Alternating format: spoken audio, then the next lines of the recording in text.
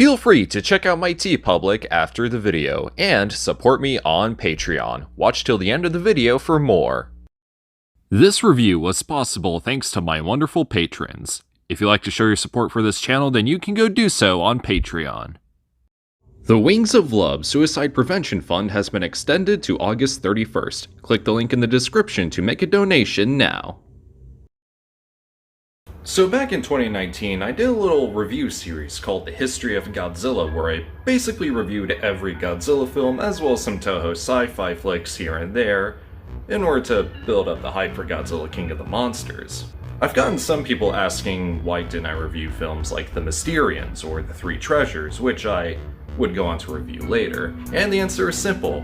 It's because they suck. I'm kidding, it's actually because I want to focus on movies that Toho confirmed to have some connections to the Godzilla series in some way, shape, or form, even if some of those connections don't really make any sense. But the biggest thing people kept asking was, why didn't I review the Rebirth of Mothra trilogy? I honestly didn't think about it. But then I did, and figured it'd make a nice goal for my Patreon. Which, by the way, there is now an all-new tier over at my Patreon where supporting me for just $1 a month grants you the recognition for your contributions to the channel, as well as covering me for a single McDonald's cheeseburger once a month, so if you're feeling kind enough. After Toho decided to end the Godzilla series for good in 1995's Godzilla vs. Destoroyah, which obviously never happened, the company decided to shift gears and focus on their other famous monstar, Mothra. The transition made sense. Not only was 1992's Godzilla vs. Mothra one of the most highly attended films in the Godzilla franchise, and not only was 1964's Mothra vs. Godzilla one of the most successful and popular films in said franchise, and not only was the original Mothra from 1961 quite the cinematic Tokusatsu banger, but the character Mothra was always a very interesting one, as the creature always had a lore of sorts every time she was introduced in a new film, which definitely helps her stand out a lot as a character. So then Toho would make a trilogy based on the adventures of this icon of Japanese sci-fi, starting with Mothra from 1996, directed by Okihiro Yoneda, who was an assistant director for a few of Akira Kurosawa's films. The film has also been referred to as The Rebirth of Mothra or Mothra, Queen of the Monsters, which I totally should have brought up in that one collab D-Man and I did. So what did Toho come up with for this first outing? You'll see. We open with what's actually a really cool looking title sequence. Then it cuts to a forest where trees are getting cut down with some shots of wildlife. Oh, I know where this is going. Oh yeah, I watched the dub in preparation for this review and I couldn't help but think Paint Guy was part of the voice cast. There's no other way, okay? Bye. Hey, boss. A logging operation led by Yuichi Goto, played by Kenjiro Nashimoto, ends up unearthing a strange artifact which alarms the Elias twins, named Mal and Laura, played by Megumi Kobayashi and Sayaka Yamaguchi respectively. This discovery also catches the attention of Belvira, played by Akihano. 65 million years ago, Death Ghidorah was out to drain the Earth of its energy, but was put into a tomb after a battle against Mothra. Now Belvira plots to use the uncovered amulet to awaken the beast, and it's up to the Elias twins and the Goto family to stop her. Which obviously doesn't turn out too well, as Death Ghidorah eventually wakes up, so now it's up to Mothra to put an end to this. And you know, this one ain't too bad. I mean, I wouldn't say it's good, but it's not terrible.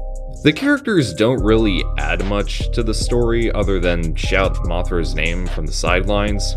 The Elias twins and Belvira actually do contribute to the story, whereas the Goto family could have just been left out entirely and nothing of importance would have changed or get lost. And out of all things I have to say about this film, that's perhaps the weakest aspect about it to me.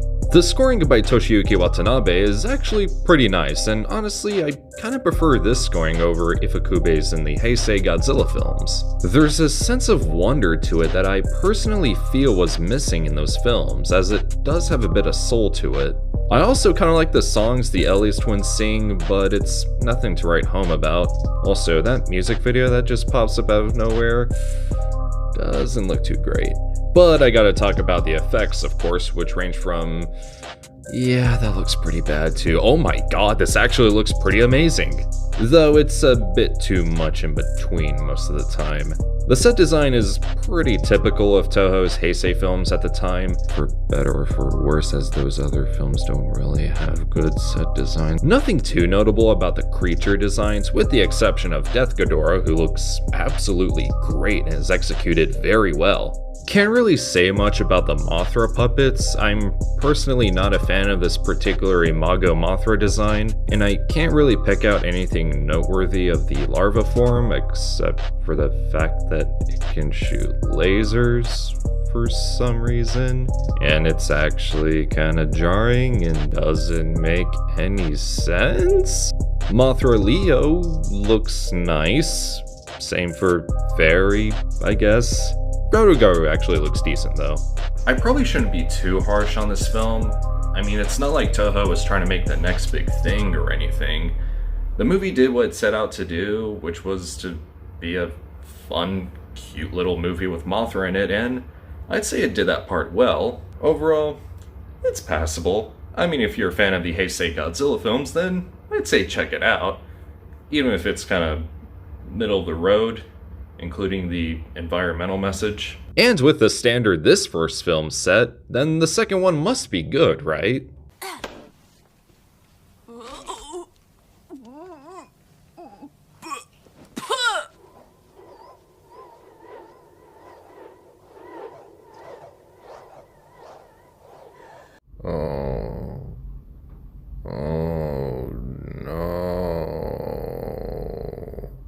Anyway, did you guys know that this review was made possible thanks to my wonderful patrons? Once again, y'all are awesome, and I honestly did not expect to make it this far, and I greatly appreciate all the support y'all give. And if any of you would like to support me, then you can do so on Patreon for as little as $1. Other than that, you can also get early access to videos, exclusive content, and a t-shirt of your choice from my TeePublic. And once I reach enough patrons, I'll review the hit anime Neon Genesis Evangelion. So if you want to see that, then go support me on Patreon, especially if you want to see your name here. Other than that, feel free to like, share, comment, subscribe, all that good stuff. And this is TitanGoji, praying for the strength to endure what is to come next. Lord help me.